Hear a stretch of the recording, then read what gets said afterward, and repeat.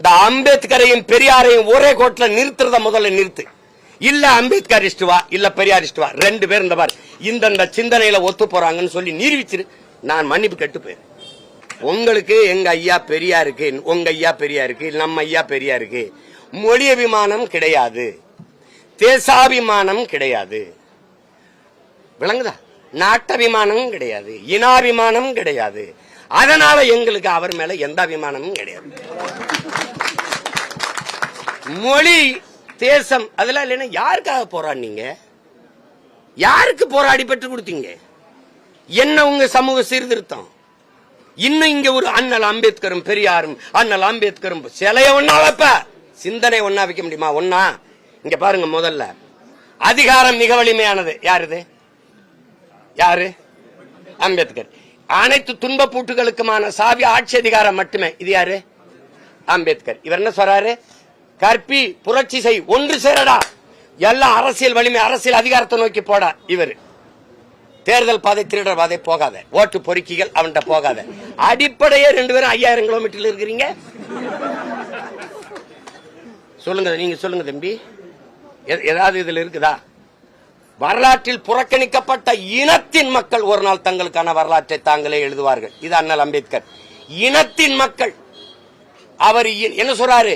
ஒடுக்கப்பட்டு வீழ்த்தப்பட்ட இனத்தின் மக்கள் கிளர்ந்து எழுவார்கள், ஒரு நாள் தங்களுக்கான வரலாற்றை தாங்களே எழுதுவார்கள். பெரியாருக்கு இனமே கிடையாது.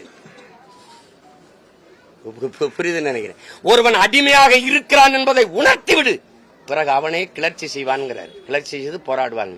அப்படி ஏதாவது உணர்த்தினீங்களா? அவன் சாஸ்திரத்துல ஒரு தடவை புராணத்துல எழுதிட்டாங்களே, அவன் சாஸ்திரத்தை நாங்க மூத்திரத்தை பெஞ்சு தூர போட்டு போயிட்டே இருந்துட்டோம். கடந்து ஒன்னே சூத்திரன்